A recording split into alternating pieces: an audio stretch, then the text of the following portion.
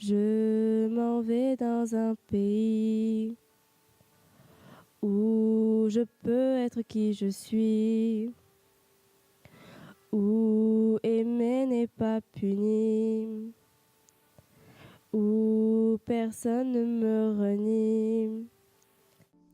Durant une semaine, l'une des salles de classe du lycée de Borda s'était transformée en studio d'enregistrement dans le cadre du projet d'écriture de chansons organisé par le professeur de sciences physiques Olivier Rougier, sa classe de seconde 5 et un artiste.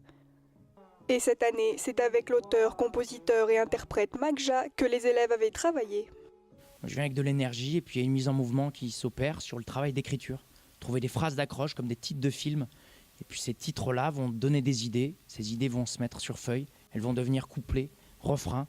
Elles vont s'écrire ensemble, parce qu'on n'a pas forcément les mêmes points de vue. C'est comme la société française.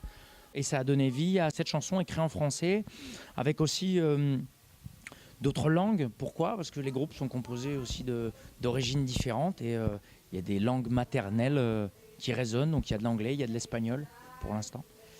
Ça me plaît car c'est nous-mêmes qui avons écrit le texte. Donc on a pu défendre des sujets qui nous paraissent vraiment importants pour montrer que nous, c'est pas parce qu'on est jeune qu'on n'en a pas vraiment conscience. Donc on a parlé du coup de l'immigration, du harcèlement et de l'homophobie. En parallèle, la classe de première S2 était également associée au projet avec un atelier supervisé par le poète et slameur Capitaine Alexandre. J'essaie de désinhiber leur rapport à l'écriture, leur rapport à la prise de parole aussi, et je les invite à lâcher prose. Voilà, lâcher prise et lâcher prose. Et ensuite, offrir leur poésie, leurs mots, parce qu'ils écrivent leurs textes, leurs propres textes. Et donc là, ils ont choisi de parler de la guerre, de la paix aussi, de liberté, d'amour, mais de désespoir. Mais voilà, ce sont vraiment leurs textes et leurs thèmes. Amour, sexe, rupture.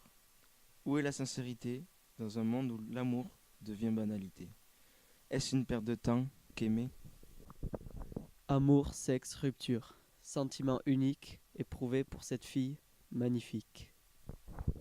Rencontre complice, partage évasif, image gravée dans ma mémoire de cet amour naissant, âme remplie d'espoir.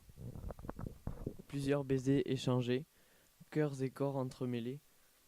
Elle pensant ses plaies, lui pensant à elle.